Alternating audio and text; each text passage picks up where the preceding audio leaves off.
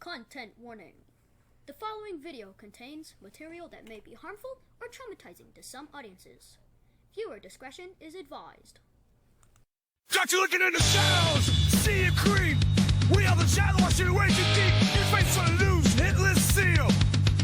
We're fishing for the meal, just a scholar with a range of sound. We're in and the worst here, mother sound. Ain't mercy jacket. See ya, shovel, burning in that fire. Leave the kids alone, buried in the mire.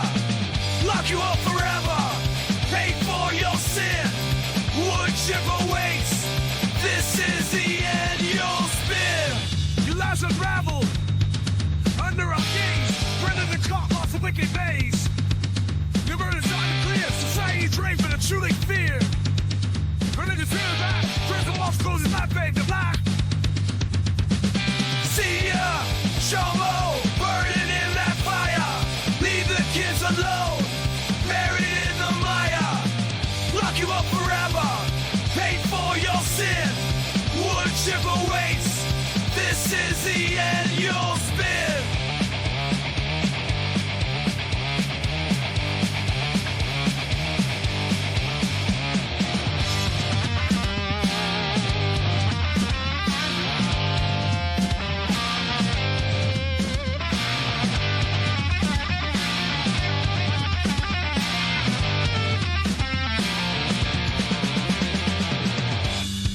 Shadows you won't ever escape. Justice like thunder, sealing your fate. Oh, warning to all our children you'll not touch. Your downfall is here, it's the final cut. See ya, shovel, burning in that fire. Leave the kids alone, buried in the mire. Lock you up forever, pay for your sin. Wood chip awaits, this is the end you'll spin. A 19-year-old Reno man is in custody for allegedly possessing child sex abuse material. Giovanni Martinelli was arrested Wednesday after a months-long investigation by the FBI and the Internet Crimes Against Children Task Force in a search of his home. According to the Washoe County Sheriff's Office, Martinelli admitted to creating pornography involving 12-year-olds as well as extorting victims into providing illicit material. Authorities are looking to talk to victims connected to this case. Anyone with information is encouraged to contact their local law enforcement agency. 2 years after a Utah teen told police she'd been sexually abused as a young child, her family was shocked to learn the Weber County Sheriff's Office had lost track of the case. That's when they reached out to KSL investigator Daniela Rivera, who has been looking for answers. Surrounded by nursing school coursework, Jordan finds it hard to keep her mind on her studies. I thought there's no way that this man can't be put away. More than 2 years ago, Jordan's young stepdaughter reported to the Weber County Sheriff's Office that a man sexually abused her when she was just 8. We aren't using their last name to protect the daughter's privacy. All this time, we've just kind of been waiting. We've just been waiting for more to happen. We've been waiting for more information. Waiting and frustrated, yet trusting the system to work. But with no recent updates, they requested a copy of the police report. The next thing I know, I'm getting a phone call from my husband, and he's saying that there is no report filed. No report filed in a child sexual abuse case. The fact that nothing was done by the people that we're supposed to put our trust in to protect us is like a gut punch and a stab in the back. You probably have questions for the Weber County Sheriff's Office. We do too. Last month, they agreed to sit down with us for an interview, but then backed out the day before, citing an open investigation. I wanted them to do the interview. I wanted to know what's being done. We do know what Chief Deputy Colby Ryan told me over the phone. He said the detective who worked the case is no longer with the Sheriff's Office. They've since assigned a new investigator. They've located video of the girl's forensic interview. The former detective says he wrote a report, but the department can't find one. It's possible the report never existed. The Chief Deputy also said a prosecutor in the Weber County Attorney's Office already looked at the case and determined no charges would be filed. But that's not what the Weber County Attorney's Office told us. Weber County Attorney Christopher Allred wrote in an email, "Our office never declined this case as it was never brought to our office formally or informally to be screened for charges." The sheriff's office told us the case is open and active, and the newly assigned detective will be submitting it to be screened for charges. There are a lot of huge things that were not documented. That is not best practice. Justin Boardman is a retired Utah detective who now trains police in best practices for sexual assault investigations. He says the community deserves answers. Suspects in sexual assault and domestic violence type of situations are serial in nature. In this case, the alleged perpetrator remains free, with concerns that he still has access to children. If they're not stopped, there's a good possibility, in fact, a very high percentage possibility, that they'll reoffend. Boardman believes the agency should audit the previous detective's past caseload. We're expected to do our jobs right, and why can't they be held to be accountable to do their job right? Jordan knows in her line of work, it's important to have an accurate record and documentation. How much trust do you have in them at this point? None. Absolutely none. And that's heartbreaking. Heartbreaking watching her daughter struggle, and 2 years later, feeling like they're not any closer to getting justice. If something like this can fall through the cracks, what else is falling through the cracks? The chief deputy told me going forward, the Weber County Sheriff's Office will now send every criminal case to prosecutors for an official review. It's unclear whether that change will be reflected in the agency's written policy. While gathering details for this report, we sent additional questions, including asking whether they're auditing the original detective's past caseload. They've not responded to us. A man who police say tried to meet up with a child now off the streets thanks to an undercover operation. Aurora police arrested this man, 39-year-old Daniel McCarthy. They tell us he responded to a fake ad created by the Internet Crimes Against Children. Detectives targeting predators back in March. Police say McCarthy was chatting with who he thought was a 12-year-old girl. It was actually an undercover officer. Police say the suspect tried to convince the so-called girl to run away, move in with him in Greeley. The police arranged to finally meet McCarthy on Wednesday. That's when he was arrested. Police say there was a loaded handgun in the front seat of his car. Charges include internet luring of a child and attempted sex assault. We begin with a disturbing story tonight. A Calgary teenager is facing multiple serious charges after allegedly using artificial intelligence to create sexually explicit images. Police say the high school student used AI to sexualize photos of girls between the ages of 14 and 18 from several different high schools around the city. Tim Brooke has more. After receiving a disturbing tip in October, police searched the home of a 17-year-old Calgarian last month. They seized 2 phones, a tablet, and a laptop. We are alleging this high school student was using artificial intelligence to create child sexual abuse and exploitation material of fellow students throughout Calgary high schools. Officers say the student ran existing, real photos through AI programs to create sexualized images they then shared online.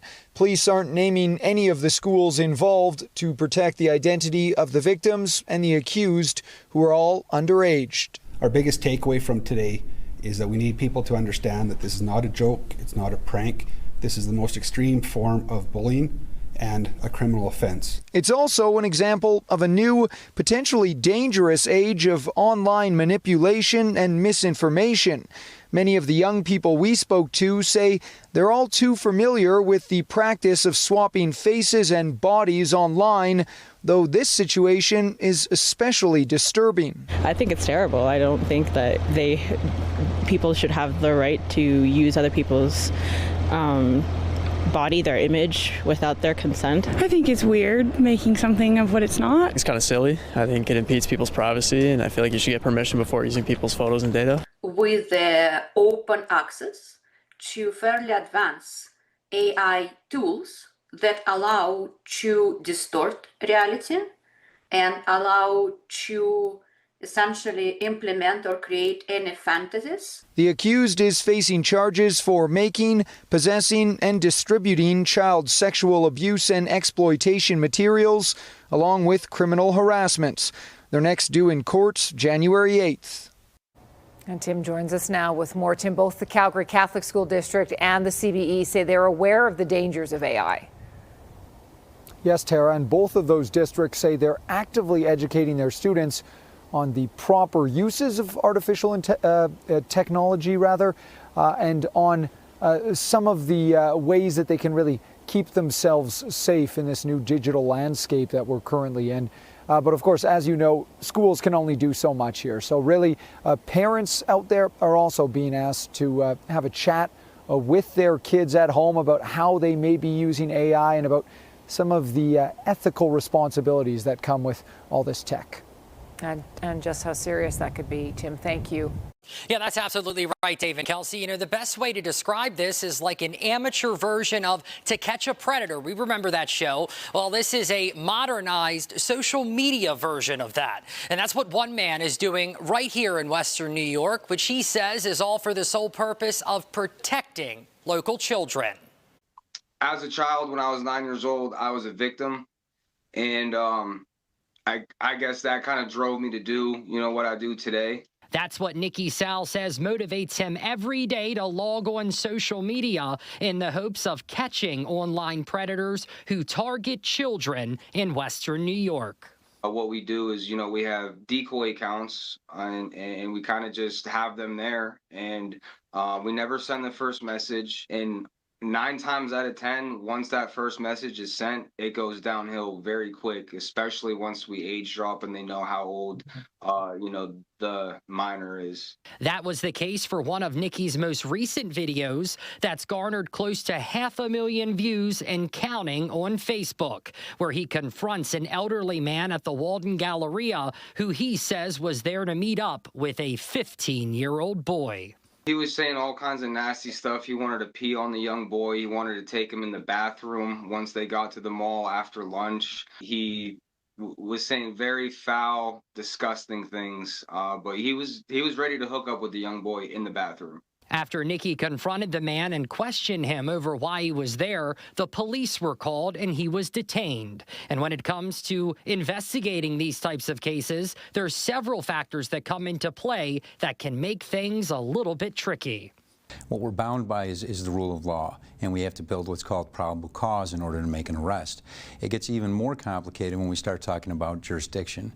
Just because someone's arrived here in the town and that has been the meeting place does not mean that that's where the actual crime has occurred. So far, no charges have been filed, but Cheektowaga police are investigating something Nicky says is more than he can say for other police departments. This police department acted fastly, got on scene quick, took our evidence. We've been in touch with the detectives. That is what we like. But that's just one part of what can turn into a lengthy investigation that former Erie County District Attorney John Flynn says is far from uncommon.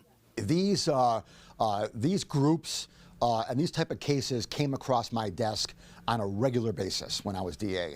And all too often in cases like this, Flynn says evidence tends to get tampered with, affecting the ability to prosecute. A lot of times they mess up evidence that can be used later on in an investigation. And quite frankly, this could all be solved pretty easily. By bringing in police before the confrontation, Flynn says there's less of a chance that they could have clean their phone, clean their computer. And we in law enforcement, we need search warrants now to get on the phone, to get on the computer that they've been, talking back and forth on, all right? If it's wiped clean, we're done. Now, once again, there have been no charges filed at this time in this case as Cheektowaga police continue their own investigation. Now, that could include gathering evidence and obtaining warrants, a process that takes some time. So there's a strong enough case to be prosecuted. Reporting live here in studio, Rob Petrie, News 4. Our top story tonight, a man out on probation for sexual assault is charged once again. This time, prosecutors say he picked up a woman he met on Snapchat and raped her at a hotel in Bloomington. Now, prosecutors once called this man an extreme public safety risk, but he never spent a day in prison for his previous crimes. Fox 9's Mike Manzoni joining us from our newsroom now. And Mike, prosecutors signed off on plea deals in these previous cases. Kelsey and Randy, a judge sentenced the Minneapolis man in those cases back in May, but he got credit for time served, so he never went to prison. It was all part of a pair of plea deals. This is the man we're talking about. His name is Abdemahat Billy Muhammad, but prosecutors say the 28-year-old uses the names Kareem and Altesto on Snapchat, and that is where investigators say he met his latest victim as well as his two previous ones. Prosecutors say he picked up his most recent victim in Mankato back in September and drove her to a hotel near the Mall of America where he took her phone, told her she wasn't leaving, raped her, and held her against her will for days. That's according to prosecutors. Investigators used DNA to identify Muhammad as the suspect. His profile was already in the database from previous cases involving sexual assaults in Minneapolis in 2017 and another one in 2024. A Hennepin County judge sentenced Muhammad in May in those cases, including one involving a 15-year-old girl. Prosecutors say two other unidentified men took part in that assault, and one threatened the victim with a gun. But Muhammad never spent a day in prison, as we said, because he got credit for time served while awaiting trial as part of a pair of plea deals. We've reached out to the Hennepin County Attorney's Office for comment. A spokesman there told us it is checking into it. In the newsroom, Mike Manzoni, Fox 9. All right, Mike, thank you. Now at 6, disturbing allegations against a Metro Detroit teacher now under arrest. He was caught across state lines, and what police found with him has Homeland Security on high alert. Good evening, everybody. Thank you so much for being with us tonight. I'm Kimberly Gill, in for Will Jones and Pamela Osborne. Martin Waskowski, a 3-year teacher at Pleasant View Elementary School in East Point, was arrested this week in Vermont. Investigators say he was caught with child exploitation materials, and now Homeland Security has stepped in, fearing they may be even more victims. Noelle Friel is following this case for us tonight. Noelle? Yeah, Kimberly, that's right. We pulled this affidavit which outlines the allegations against that 4th grade teacher. It says Waskowski was arrested while trying to cross the border from Canada into the U.S. at a port of entry in Vermont on December 3rd. It says Border Patrol agents discovered that Waskowski was linked to a suspected sexual enticement of a minor case. From there, agents searched Waskowski's phone and found several photos and videos that appeared to be child sexual abuse material depicting prepubescent boys engaging in sexual acts with adult men. After his arrest, Michigan State Police searched Waskowski's home and found several devices, including 5 computers, 5 hard drives, and an iPad. A preliminary review of one of the hard drives revealed more than 12,000 files, also appearing to be child sexual abuse material. Court documents show Waskowski admitted to collecting child pornography for around 20 years. East Point Community Schools sent an email to parents about the arrest this week, saying the school had no knowledge of any of the allegations against Waskowski and that he had been put on leave. That email from the school says in part, quote, "We take this matter extremely seriously, and regardless of the outcome of the criminal investigation, the district will continue to act in the best interest of children at all times." Homeland Security Investigations has set up a dedicated email where parents and guardians can report concerning behavior that could be linked to this case. We have that email address over at clickondetroit.com. Live in East Point, Noelle Friel, Local 4. Okay. Noelle, thank you. New tonight out of Elkhart, a man has been arrested and charged for having child pornography. We're talking about Charles Keene III. We are still working on getting his mugshot at this hour. A warrant was issued for the 66-year-old after investigators got a tip from the National Center of Missing and Exploited Children. Officials seized multiple electronic devices that were forensically examined. And after a thorough investigation, Keene was arrested today and is now facing 10 counts of having child porn. He's now in the Elkhart County Jail. Skilled work is in high demand. The projected workforce gap is around 500,000 workers by the year 2032. The goal is to build careers and to drive folks to have that impact in our communities through energy efficiency. If you're interested in applying for this training opportunity, you could fill out an application at empoweringmichigan.com/eacademy. Started in 2022, the program has seen a 94% graduation rate, and those workers enter the workforce earning an average of $22 an hour. For MoneyWorks, I'm Dave Spencer. The Edge at 11 starts now.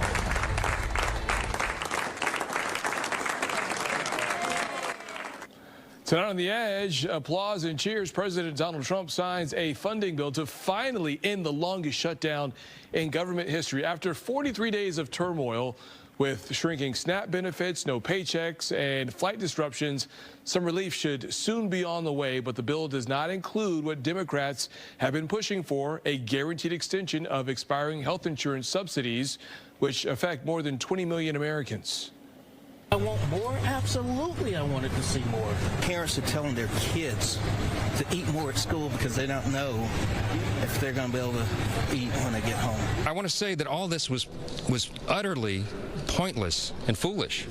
This outcome was totally foreseeable. The bill funds the government through January 30th. 6 Democrats crossed the aisle to vote with Republicans and passed the bill. The only Democrat who stayed away was a local Congresswoman, Haley Stevens. Now, in a statement to Fox 2, she says, quote, "Tonight I voted no on the Republican spending bill because their plans fail Michiganders, ignores working families, and offers lip service instead of actually lowering costs for our families. I won't rubber stamp a plan that leaves Michiganders worse off." Meanwhile, Republican Congressman Bill Huizenga has this to say, quote, "The shutdown was totally avoidable and unnecessary. I hope Democrats in Washington take a long, hard look in the mirror. Their actions denied our military families their paychecks, denied food to low-income families, and jeopardized the safety of our nation's air travel." Now, stay with Fox 2 as we work to bring you the latest on the next steps for services affected by this shutdown. Taylor police, they expose alleged child predators lurking in your children's phones. Men traveling from all over the area to meet up with underage girls for sex. They got caught in a sting. Fox 2's Jessica Dupnack is live to explain. Yes.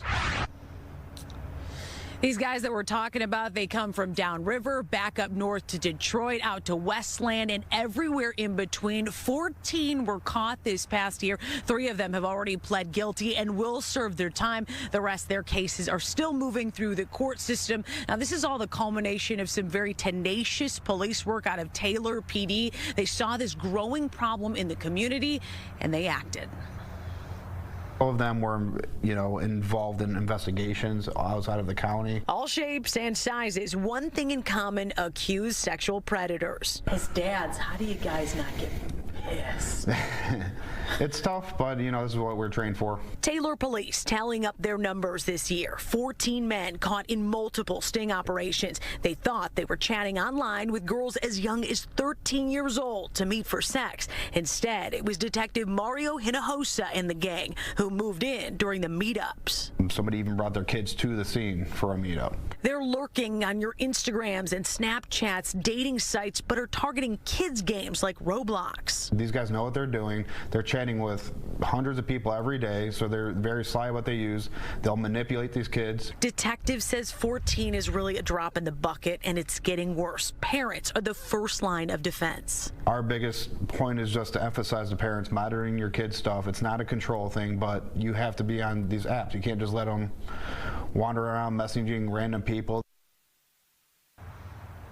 Now, with all of the coverage, the news coverage of these sting operations going back to the Chris Hansen days with To Catch a Predator, it's pretty amazing that these guys still fall for these stings. But the detective says that really speaks to the drive that these people have to meet up with young children. Now, the operations, they are done for the year, but these guys, they promise they'll be back next year. Reporting live, Jessica Dupnack on The Edge. I appreciate you sharing that message for a lot of parents out there, but let us know how it feels for a lot of these police officers who are also parents and having to experience this situation kind of twofold here. Yeah, that's it. I mean, Brandon, you're a dad. Can you imagine coming face to face with an alleged predator? You have the text message proof in your hand of what these guys wanted to do. Some of them brought guns and other kinds of paraphernalia. It takes some serious self-control, and I think it's a matter of catching them and letting it work through the court system, having that self-control and realizing that you are making a dent in this problem. But it all starts with breaking the ice with your kids. Hopefully a lot of parents can watch that and start that. Jessica, we thank you. I didn't know they was living in those conditions. I didn't know. I don't know. A Pontiac woman now faces child abuse charges after her 3 kids were found living in filth. The Oakland County Sheriff's Office says the apartment was littered with feces, rotten food, and the water wasn't running. Deputies say that Teramus Johnson often abandoned her 12-year-old daughter, 9-year-old son, and 9-year-old daughter.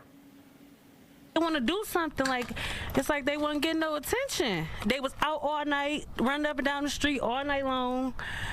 I never knew that's what they was going through indoors. You never know what a person's going through. Well, we're told the suspect initially got a cash bond, but the judge changed her mind after, listen to this, the suspect threw a chair and then cussed the judge out. Residents in Saline Township, they're in an uproar. Many are not too happy with an upcoming massive data center that's set to be built in the middle of the farming community. Neighbors, they don't want it for many reasons, but as Fox 2's Dave Kinchin tells us, local leaders say their hands are tied. Well, tonight's meeting was really more of a sounding board with lots of anger and frustration from residents here in Saline Township, and local officials say this project is already on the fast track. We'll go to video, tell you all about this. Residents packed the old schoolhouse-style Saline Township building with a lot to say, and many feeling as though their hands are tied, and that's exactly how the board members described their situation, especially after navigating their way through a lawsuit. So here's the deal. A $7 billion data center is being developed by OpenAI. That's the creator of ChatGPT. Oracle and the company Related Digital are also involved. We are told the data center will have buildings that will be the size of nearly 30 football fields and will make AI models used for just about every aspect of life. Now, supporters say the data center will bring in millions of tax dollars in terms of revenue and create several hundred jobs, but those opposed say they worry about the potential increase in electric bills due to what's feared to be a massive power consumption to run that data center. Others say the environment is at risk, especially the water. But overall, many say they just don't feel like their opinions have mattered all along. I went to Afghanistan. I'm no war hero, but I went to Afghanistan in 2011 to 12, and I put everything that I earned over there, willing to lay down my life, willing to lay down my life to earn that money, come home, and now you just shrug. You don't protect me. You don't protect my family. I put every penny into that home, into that land. We remodeled that house, and we built our dream home so I could raise my 5 small children. And nobody's here to protect me. Nobody's here to protect us.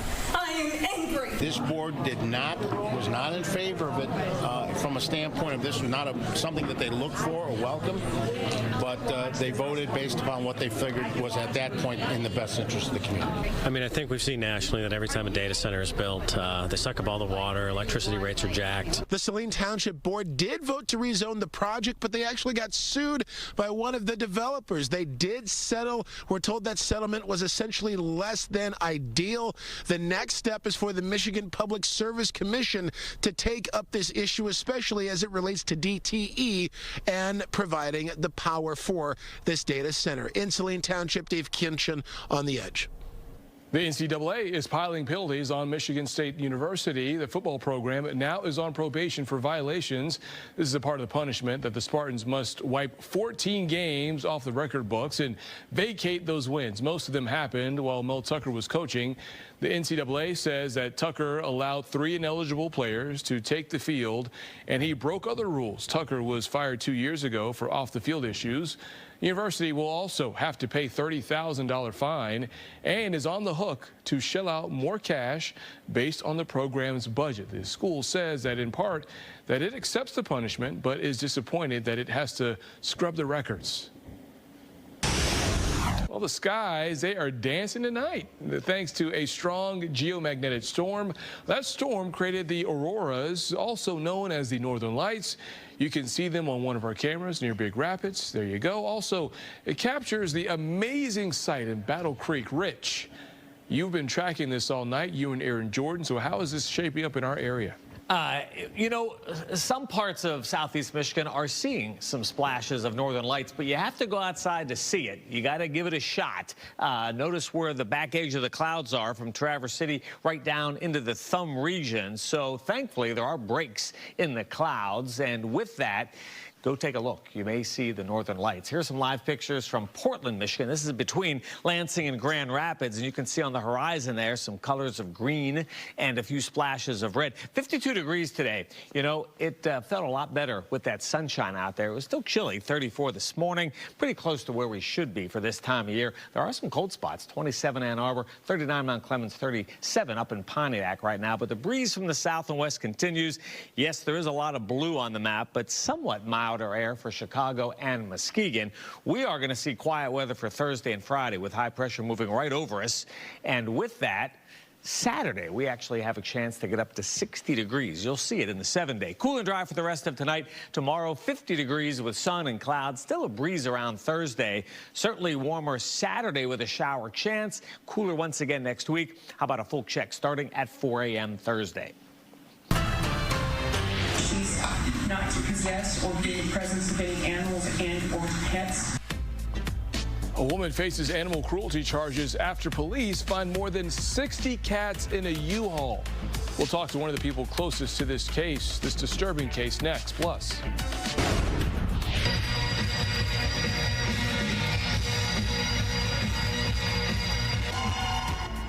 how many bagpipers does it take to break a world record? We're going to have the answer. That's still ahead on The Edge.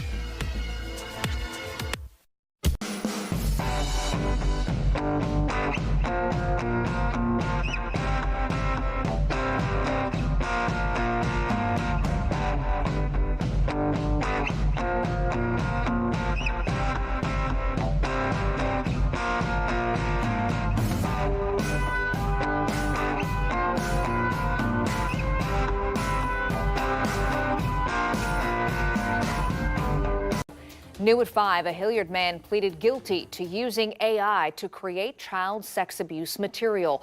35-year-old Austin Pittman admitted to the crimes in federal court. Court documents say Pittman had secretly recorded and created some of the images and videos of real children. He then used AI programs to alter these images and show the children posing nude. When he's sentenced, he could face decades in prison. A former Littleton teacher will spend the next 3 months behind bars after pleading guilty to sexual exploitation of a child. 56-year-old Kristen Kasich was working as a computer science and soccer coach at Rock Canyon High School. In January, prosecutors say that another teacher walked in on him with his pants down. He was later arrested. Investigators then found images of child abuse materials and photos he took of students without their consent. Kasich was sentenced to 90 days in jail and will be under probation as a sexual offender for the next 10 years. Thank you, Jesus, for the man who once led one of the largest congregations in America. Today, walking into an Oklahoma courthouse, pleading guilty to sexually abusing an underage girl. This has taken my entire lifetime to get here. That girl was Cindy Clemishire, now 55. Inside the courtroom, delivering a message to her abuser through tears, as Gateway Church founder Robert Morris admitted to 5 felony counts of lewd or indecent acts with a child in the 80s. People need to know who he is, that he came into our home as a pedophile, disguised as a preacher. The abuse began on Christmas night in 1982, Cindy says, when she was 12 and Morris 21. It continued for years. A secret Cindy kept until 1987, when she told her parents and church leaders, and for the first time last year, shared publicly. He started by touching my breast and putting his hands in my pants. Decades passed. Morris grew into an evangelical powerhouse, even serving on President Trump's Spiritual Advisory Council, at times alluding to past transgressions in his sermons. Sexual temptation is an appetite of the flesh. And I developed an appetite before I was saved. His sins that NBC News reported on last year, now officially crimes. Morris handed a 10-year sentence, though he will only serve 6 months in a county jail as part of the negotiated plea deal. He will also have to register as a sex offender and pay $250,000 in restitution. There is hope to come out of shame and to be whole again. And that's my hope for me, my hope for other victims, and even for Robert. For this survivor, justice decades delayed, but tonight, no longer denied. Priscilla Thompson, NBC News. We thank you for watching, and remember, stay updated on breaking news and top stories on the NBC News app or watch live on our YouTube channel. The father of Rachel Marin's eldest daughter now faces child pornography charges. Fox 45's Vincent Hill is following the case and joins us live with these disturbing details. Vincent. Yeah, Maxine, too disturbing to mention on air, but the charging documents painting a very graphic picture.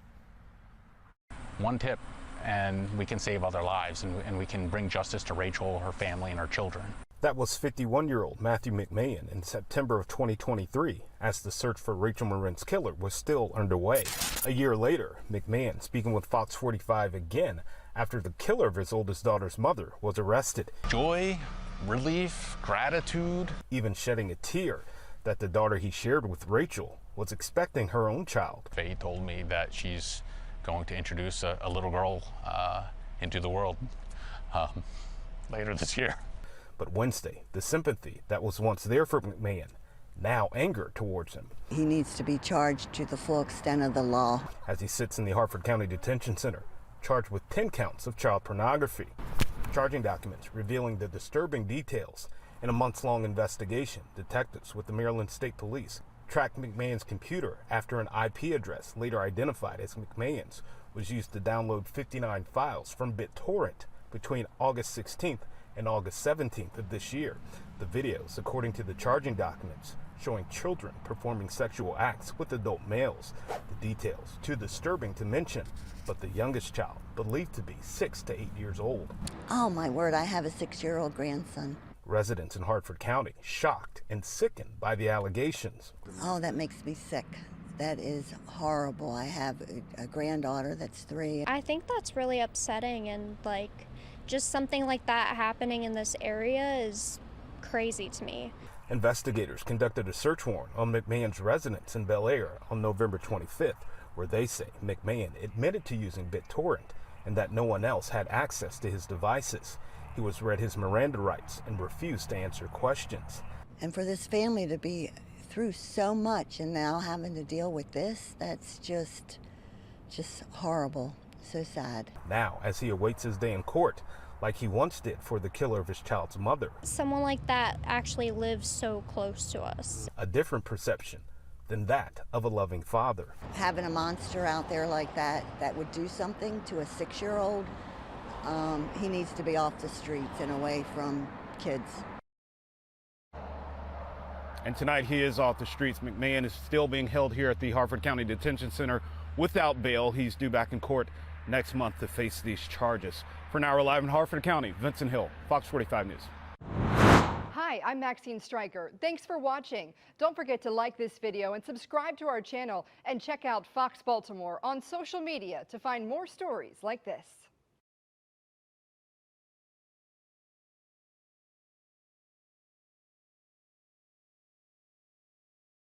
Tonight on WLWT, a Northern Ohio man and former missionary is now facing federal charges for child exploitation crimes in Haiti. 44-year-old Jariah Mast is accused of sexually assaulting 4 minors. Officials say that he traveled to the country more than 30 times with a Christian organization between 2002 and 2019. If he's convicted, he faces up to 30 years in federal prison. Homeland Security in Cleveland is continuing to investigate.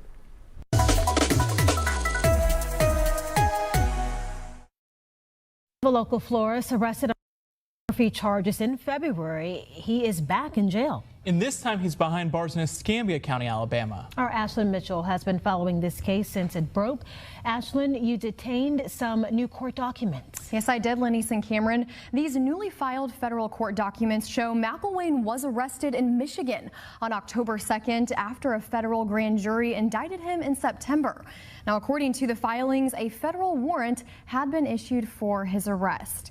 The indictment charges McElwain with 10 federal counts on your screen.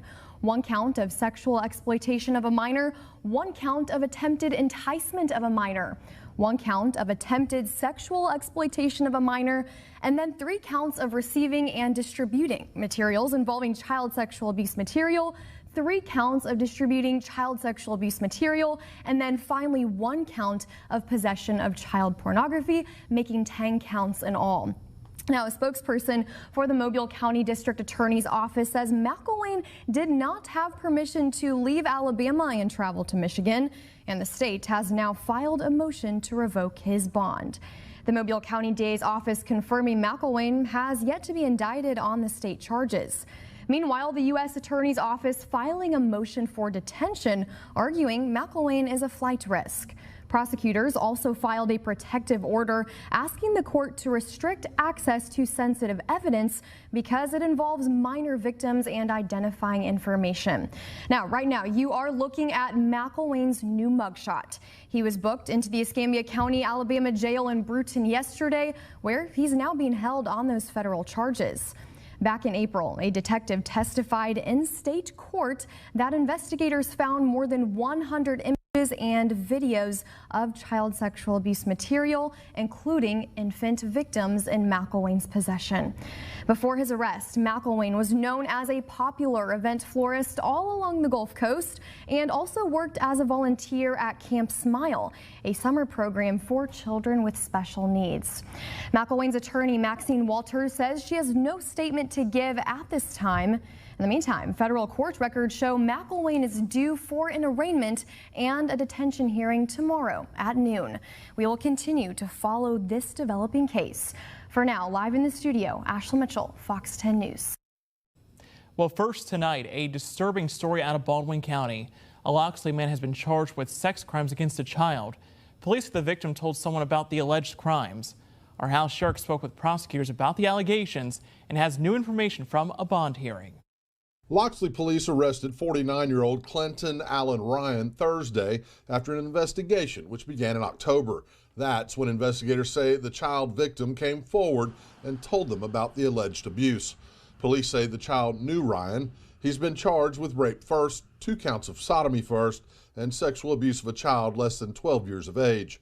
Police served a search warrant on Ryan's home, where they say several items of evidence were collected. Physical and electronic evidence were seized and preserved, and we made a lot of progress in the investigation to validate the child's complaint and statement. Ryan was arrested Thursday during a felony traffic stop in town. Bond has been set at $350,000, an amount prosecutors thought was appropriate for the crimes he's accused of. For the safety of the community, it's good to have high bond conditions, including the amount of the bond, the condition that should he make bond, that he would be on GPS house arrest. He can have no contact with the victim, nor can he have contact with minors. Prosecutors say one of the reasons the alleged victim came forward when they did was over concern for another child who often visited Ryan's home. Reporting from Loxley, Hal Shirk, Fox 10 News. Ryan is still in the Baldwin County Jail. He has 30 days to request a preliminary hearing. New tonight, authorities in Limestone County say one of several people arrested in an operation against child exploitation has been convicted. The sheriff's office says Edgar Castro Juarez was convicted on electronic solicitation of a child traveling to meet a child for an unlawful sex act and attempted human trafficking. Officials say this is the first conviction of the Millstone Project. It's a partnership between the sheriff's office, Athens Police, and Covenant Rescue Group, which started back in 2024. There is new fallout in Wyandotte County after a man accused of child sex crimes had his case dropped because of the lack of a speedy trial. KMBC 9's Annie Alcock exclusively spoke to the mother of the accuser. He actually physically abused me. Sexually abusing my child was when she was in 4th grade, so about 9. A woman we're not identifying to protect her child's identity is talking about her now ex-husband, Michael Gonzalez. As KMBC first reported last night, a judge dismissed the sex abuse case against Gonzalez Wednesday due to a lack of a speedy trial. The mother said Wyandotte County District Attorney Mark Dupree's office told her Wednesday the case against Michael Gonzalez wasn't strong enough, so the trial scheduled to begin Monday wouldn't happen. She said there was no mention of the speedy trial dismissal ruling. They're putting it on my child when in reality they need to take accountability for their mess ups, not my kid. The mom tells us her daughter kept notes in her iPad about the sexual abuse, and she said Gonzalez told her because he wasn't her biological dad, what they were doing was okay. In addition to Michael Gonzalez, the girl said Michael's dad, Charles Gonzalez, also repeatedly sexually abused her. Dupree's office told us yesterday they were charging Charles Gonzalez. Court documents show the charges against Charles for accusations more than 3 years old came within hours after his son's case was dismissed. I'm confused as can be because you didn't get one, you go after the other. I think they both need to be held accountable for their actions. The mother tells us a Kansas City, Kansas police detective told her months ago the case against Charles Gonzalez had been dropped. Andy Alcock, KMBC 9 News. Oh, Michael Gonzalez is still in the Wyandotte County Jail accused of a probation violation and a domestic violence conviction. The mom tells us that case stems from Gonzalez stabbing her. He was sentenced to 8 months in prison. And more breaking news, a preschool teacher in Chester has been arrested on child pornography charges. Every year, Chesterfield County middle school teacher is behind bars tonight after police say he took photos of a child in a movie theater bathroom. These headlines make it around the country and into area classrooms. 10% of students is a huge number. Experts say annually millions of students report what is known as educators' sexual misconduct. As the girls were coming to them and telling them what he was doing. Like a Surrey County mom said her daughter did for 3 years, beginning in the 2nd grade. The allegations involved her then elementary school physical education teacher, Joshua Lashbrook. He was bouncing my daughter on his knees or legs and several girls. Lashbrook was never charged in that county where he worked for 6 years. Each one of these booking photos represents a local educator. At that point, who can you trust? Now charged with felony child sex crimes. Many schools feel they're safe if they're doing a criminal background check. You're not. Retired VCU School of Education professor Dr. Cheryl Shakeshaft dedicated her career researching this. But the majority of the abuse happens from people who would never be identified as a pedophile. And we see some of the same patterns of institutional cover-ups that the Catholic Church, we've documented that those were cover-ups and people were taken away, but nothing was really done. The same has happened in schools. We've seen accusations like that play out. Acknowledged our superintendent was aware of these allegations. In Prince George County, where former Assistant Superintendent of Schools William Barnes was arrested on child sex charges last July. The community would like answers why this person was still employed and around children. The former educator of close to 50 years is facing 3 criminal trials next year. The Commonwealth says he sexually assaulted his adopted son and 2 other men when they were teenagers. Very horrible stories of how he would hold me down. First time he did it, I was 14 and a half. Police say the first report was made in 2014, but a formal investigation was never conducted from the anonymous tip. Former Prince George Elementary School teacher Miranda Janeway was indicted on multiple child porn charges last October. And 2 years and 3 months after he left Surrey County Elementary, Lashbrook was put on leave at N.B. Clements Junior High in Prince George, and he be arrested for sexually abusing a child in July. And they allowed this to flow over to another neighboring county, but I myself reported 3 incidences, and still nothing was done. Under the Freedom of Information Act, CBS 6 obtained this licensure report from the Virginia Department of Education that confirms that the state took no action against Lashbrook's license while he was employed in Surrey. So what happens is we start with these little boundary crossings that aren't interrupted, and we end up with a student who's been sexually abused. The most recent alleged educator misconduct arrests were in August, when Chesterfield teachers Richard Franklin Troshak and Sean Jason Adams were taken into custody on child porn and sex charges.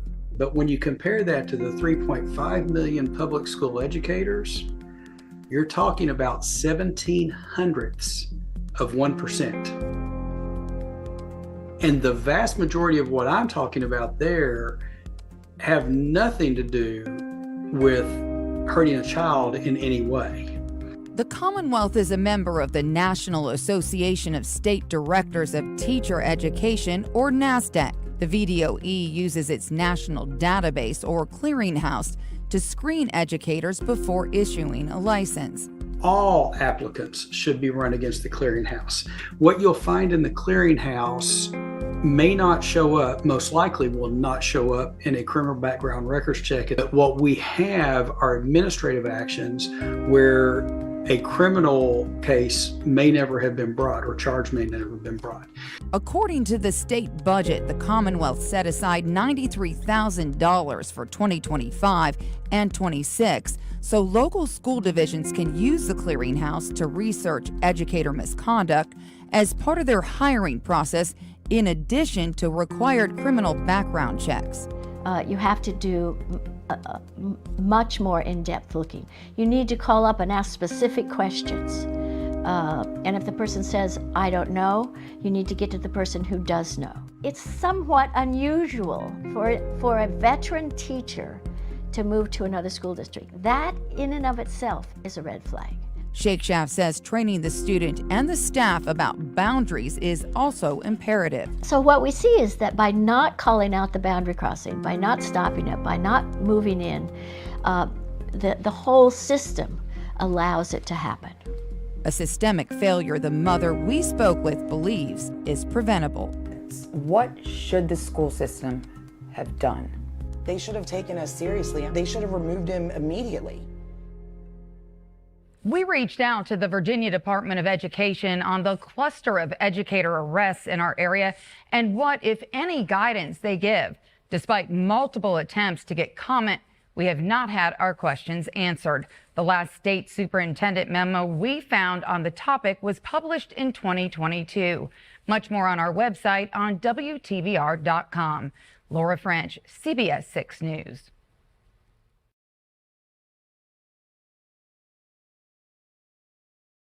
So same time of arrest, that's 10 to 8. You don't have to say anything. May help me defend if you do not mention when questioned, something which later on in court and if you do seem to be given evidence. Yeah, 6449. Yeah. There's no question. Yeah. Today's guilty plea marks a powerful moment in our investigation carried out under the pursuit of justice. Vincent Chan is a paedophile. His disturbed predatory and sexual offending took advantage of young children, using his workplace to gain access to his victims. He exploited the trust placed in him by the victims' families and the promise to care for their children.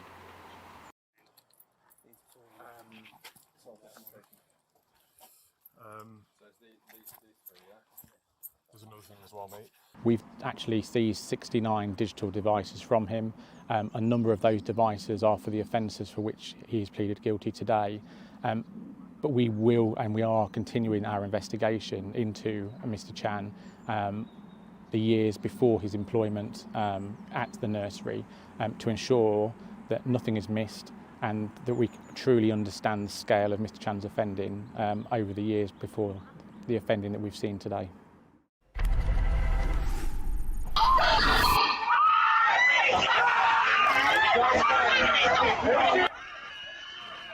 This is surveillance video that captured the moments leading up to a deadly deputy-involved shooting in southwest Miami-Dade.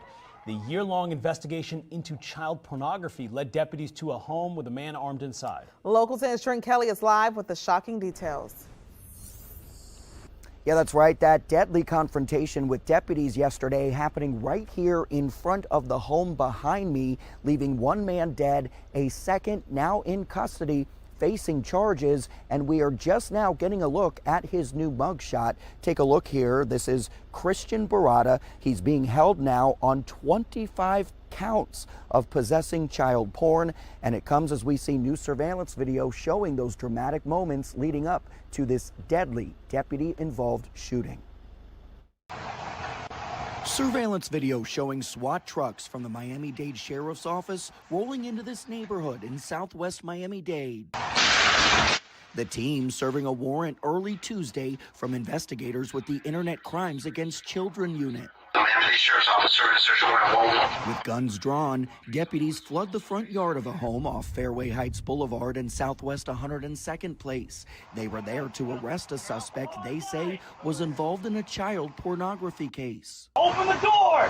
Detectives say several people were inside the home at the time, including a young child. At some point, they say a man confronted them with a gun, forcing deputies to open fire. The mother of the men involved speaking to us in Spanish. She says deputies killed her 21-year-old son, Christopher Barada, adding she didn't think he owned a gun. She says she watched as her son fell to the floor. Her other son, Christian Barada, was later arrested. The suspect's stepfather says the shooting has left his family destroyed. My wife is devastated. She has no life now. One is in jail, one is dead. He says both men worked for TSA. The Miami-Dade sheriff says the warrant was the result of a year-long investigation and that the suspect was watching child porn and trading it online. Were the victims of child pornography and sexual abuse range from the ages of infancy to 6 years of age. And Christian Barada is expected to appear in bond court later today on those 25 charges. In the meantime, the FDLE, or the Florida Department of Law Enforcement, is now investigating the deputy's use of force here yesterday. For now, that is the latest live from Southwest Miami-Dade. I'm Trent Kelly, Local 10 News. I'm Nate Eaton outside the Idaho Falls Police Department, where earlier today, 2 local law enforcement officers were honored by Attorney General Raul Labrador for their work with the Internet Crimes Against Children Task Force. Idaho Falls Police Detective Jared Mendenhall and Bonneville County Sheriff's Detective Corey Payne have participated in 100 arrests with the ICAC unit. This is a unit run by the Attorney General's office, but there are deputies and officers and detectives scattered throughout the state who solely work on these cases, tracking down child predators looking to victimize children online. We went undercover with the unit this past summer and saw them in action. Payne and Mendenhall tell me it is an honor to be recognized, but they don't do their job for the recognition. We do our job because we do our job, right? It's important to save the community. We're trying to save kids and find the people that are out there trying to abuse children or look at images of abusing children. There's no way for us to solve this problem as an IFPD, right? But we can solve it as a Idaho law enforcement community. Labrador says that the number of tips coming into the ICAC unit raises dramatically every single year, and he appreciates the work of law enforcement across the state. They've been working for a long time protecting the community, making sure that they save children, and it's an incredible figure. You know, they've arrested 100 people, and these are real children that are being protected, that have been harmed by these individuals, and they have done what is necessary. I call it God's work, what they're doing. Mendenhall and Payne tell me that even though it's winter, the cases don't slow down. In fact, they were just out this morning working another case before they were recognized here at the police department. If you missed our entire report from this summer where we actually show these men and women in action, you can find that. We'll put a link down below on EastIdahoNews.com. Reporting in Idaho Falls, I'm Nate Eaton, EastIdahoNews.com.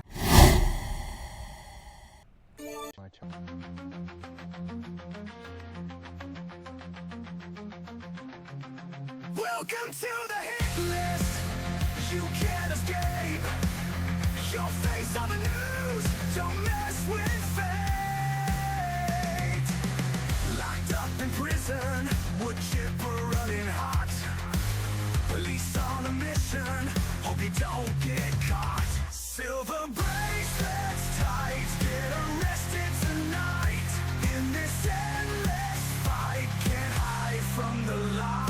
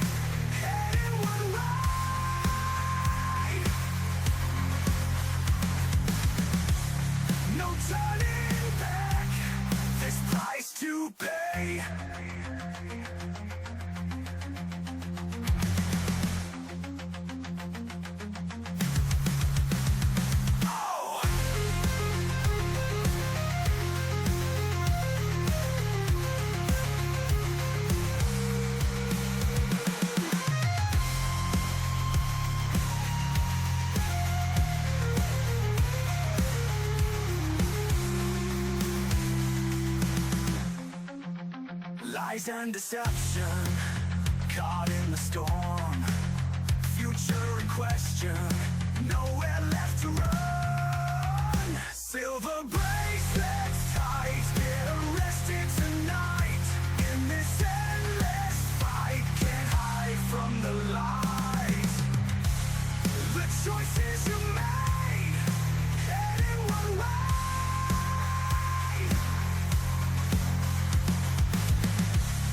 No turning back, this price to pay. Oh yeah, no, no, yeah, yeah, yeah. The choices you made, heading one way. No turning back, this price to pay.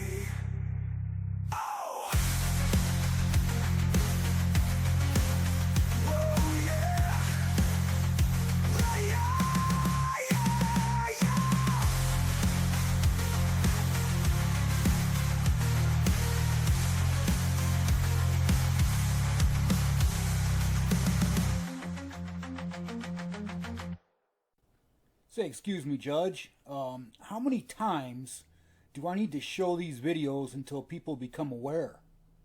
Multiple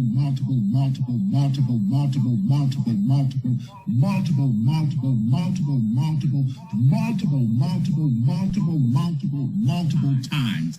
One for a rainbow, one for Amanda. Who you playing with, sweetie? Amanda. Oh, who are you? I'm Amanda. I'm 6, and I love unicorns. Sexual predators are seeking kids online. We don't know Amanda. Learn how to report abuse at end-violence.org/protect. Now get in there!